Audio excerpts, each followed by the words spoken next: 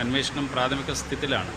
So ഇതിൻ്റെ എല്ലാ രീതിയിലുള്ള നിയമ നടപടികൾ നമ്മൾ എടുത്തിട്ട് ബാക്കി അനന്തര നടപടികൾ ചെയ്യും.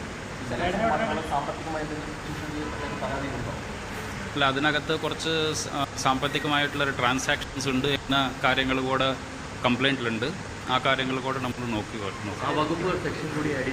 ഇപ്പോൾ അങ്ങനെ ഒന്നും ആഡ് ചെയ്തിട്ടില്ല. അതിൻ്റെ ബാക്കി എന്തെങ്കിലും തെളിവുകളോ മറ്റോ കിട്ടിയാൽ നമുക്ക് അതിനകത്ത് എന്തെങ്കിലും ഉണ്ടെങ്കിൽ ആഡ് ചെയ്യാം. അങ്ങനെ നോട്ടീസ് ഒന്നും അയച്ചിട്ടില്ല ഇതുവരെ. ഉടനെ ഉണ്ടാവും അതോ കൂടുതൽ എവിഡൻസ്? നമുക്ക് ആദ്യം ഇതിൻ്റെ പ്രാഥമികമായി കുറേ കാര്യങ്ങൾ ചെയ്യാനുണ്ട്. അതെല്ലാം ചെയ്തിട്ട് ശേഷം നമ്മൾ ആവശ്യമുള്ളത് ചെയ്യാം. സാക്ഷികൾ പഴയ സംഭവങ്ങളാണ്, സാക്ഷികളടക്കം ഉണ്ടോ, എങ്ങനെയാണ് അപ്പോൾ ഈ കാര്യങ്ങൾ കുറച്ച് പേർക്ക് അറിയുമെന്ന് അവർ പറയുന്നുണ്ട്. നമ്മളതൊക്കെ വെരിഫൈ ചെയ്യും എന്താണ് എന്നുള്ളത്.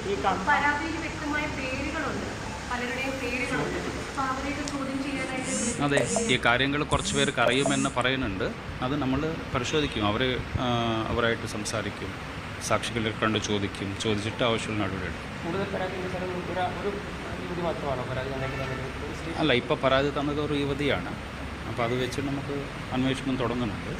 ബാക്കി കാര്യങ്ങൾ നമ്മൾ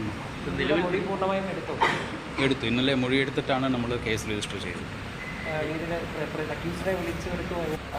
അല്ല, അത് നമ്മളിത് ഒത്തിരി പ്രാഥമികമായ ഒരു സ്ഥിതിയിലാണ്. നമ്മൾ കാര്യങ്ങളെല്ലാം നോക്കിയിട്ട് ആവശ്യമുള്ളത് ചെയ്യാം.